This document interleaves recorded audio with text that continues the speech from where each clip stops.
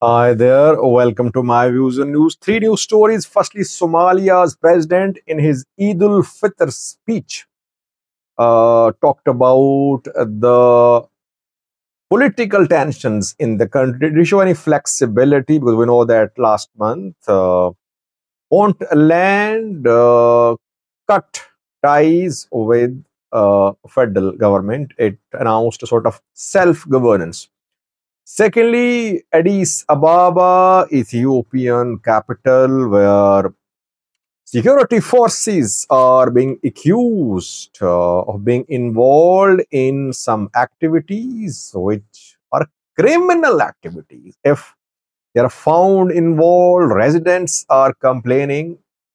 It seems that security forces are involved in kidnapping for ransom. Thirdly, Tigray, a Tigray opposition party issued a statement yesterday.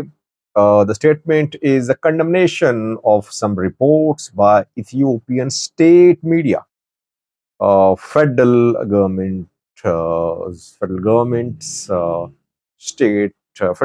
media institutions. First, viewers, Hassan Sheikh, Somalia's president, delivered a speech today. In his Eid al Fitr speech, he congratulated the people of Somalia, and then by the way, Hassan Sheikh, he offers Friday prayers too, and he uses the occasions, religious occasions, to talk about political issues too. It happens on Friday too when he is at mosque and he delivers speeches there. He addresses non-religious issues as well. And same happened in the case of his speech on Eid al-Fitr. Today we know that Muslims in Ethiopia, other neighboring countries, here in Pakistan too, they're celebrating Eid al-Fitr. So Hassan Sheikh addressed the issue, the dispute between Puntland and the federal government. Last month, federal government of Somalia tabled some resolutions, some amendments at the parliament. Parliament voted and majority vote approved, almost consensus vote, approved the amendments. Amendments include like change in the way a president is elected. One person, one vote has been introduced now. President has been given more powers. The president, prime minister can be removed by the president now. He will be appointed and he can be removed as well by the president. Regional presidents are now called leaders. Puntland, before the introduction of these changes, objected, saying that if these amendments are implemented, it would not recognize the amendments. Same happened. That when the amendments were introduced, after that, Puntland issued a statement cutting off its ties with the federal government, saying that it would not recognize the constitution and the president.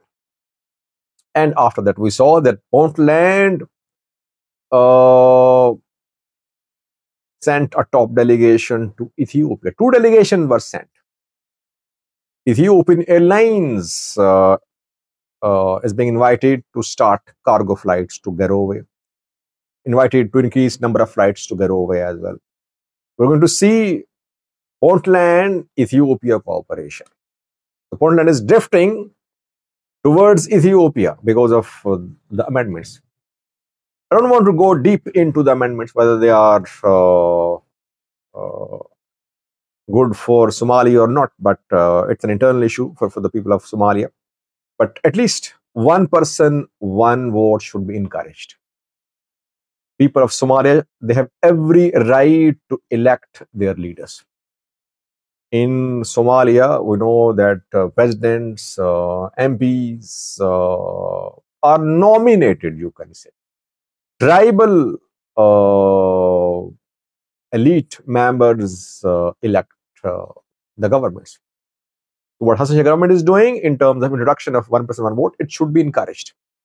There are other issues too unresolved between Mogadishu, and the Fed member states. Hassan Sheikh refused to show any flexibility in his Eid al-Fitr speech a few hours ago. He said no negotiations will be held with any party which is opposing or rejecting these constitutional changes. He said this is transition to democracy. Commitment to democracy will go on. It is intact. And those people who are rejecting the amendments don't want the country to go on the path of democracy.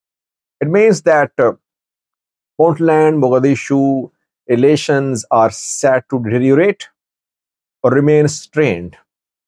Ethiopia now becoming more involved in internal Somalia's politics, Somalia's internal politics.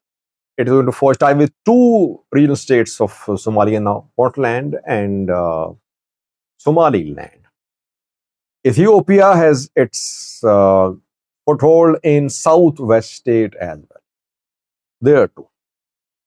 So this is the situation. Hassan Sheikh is refusing to negotiate with Puntland. Secondly, viewers, Addis Ababa, Ethiopian capital, where security forces are being accused of being involved in kidnapping for ransom incidents. Residents of Addis Ababa working at different places, like in restaurants, in recreational places, parks, etc. They are being kidnapped by plain-clothed security officials. They're kidnapped and then money is demanded for the release. We should call this money ransom. Obviously, it's ransom. Most of the residents who are being abducted or detained by security forces are ethnic Amharas. They are abducted. They're accused of supporting armed groups in Amhara, and then money is demanded for the release. This is being reported by some credible, at least one credible Ethiopian journalist, who people say is pro-Amhara, but he's relatively better than other Ethiopian journalists. Addis Ababa police, Addis Ababa mayor should clarify. Is kidnapping for ransom ongoing in the capital city? By the way, Ethiopian capital Addis Ababa, it's in a very volatile state. The security forces are trying to clear the city. Ola wants to penetrate the city. Fano groups want to penetrate the city as well. Aman, Addis Ababa Fano, new organization being established, some on paper, but effort is being made to make Addis Ababa unstable. And then here, criminal elements are also operating. 2 days ago, the military claimed it captured a shipment of weapons meant for Addis Ababa. It was captured in Gondar. And security forces claimed a few months ago that they captured the thousands of criminal elements, criminals involved in Addis Ababa, and weapons recovered. So while the government is focused on development, on showing modern face of Ethiopia to the world through building infrastructure in Addis Ababa, I think they should also focus on security situation here, which is definitely very volatile. We cannot say it's unsafe. No, it's not unsafe.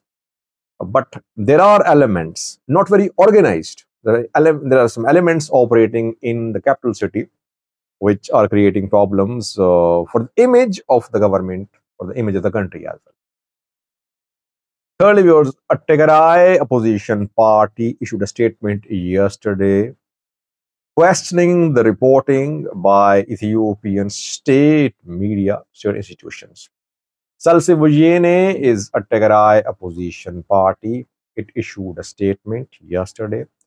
The party says that some Ethiopian state media outlets are violating Pretoria deal. They are releasing provocative messages which are jeopardizing the security of Tigrayans, jeopardizing the peace deal. That is why the government should take action and such reporting should be banned. I think Tigray opposition party is talking about some recent reports by Ethiopian state media, some state organizations. A movie was released a few weeks ago, and that movie was criticized by Tigrayans, saying the movie was about war. War was one of the topics covered in the movie, war in northern Ethiopia.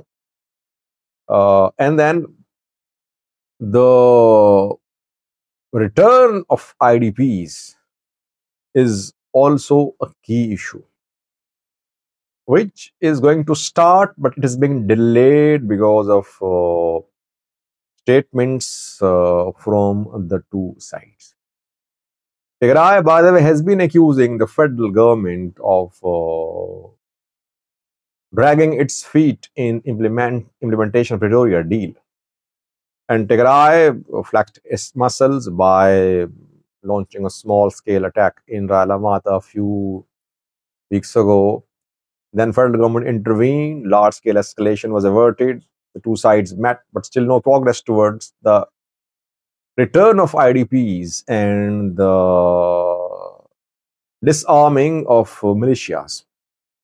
So issues which are unresolved are still unresolved. Some progress has been made, but Tigray ruling party, interim government, opposition parties, they're not happy with the way some Ethiopian federal institutions, some people like Daniel Kibre are speaking.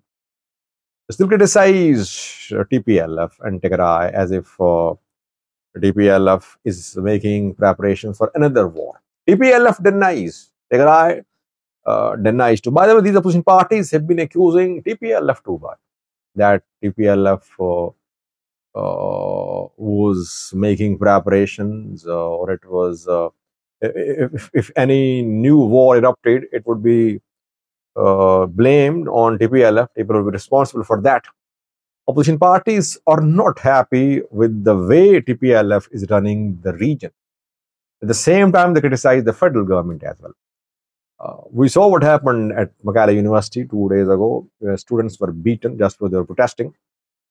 Overall, all parties are accusing each other.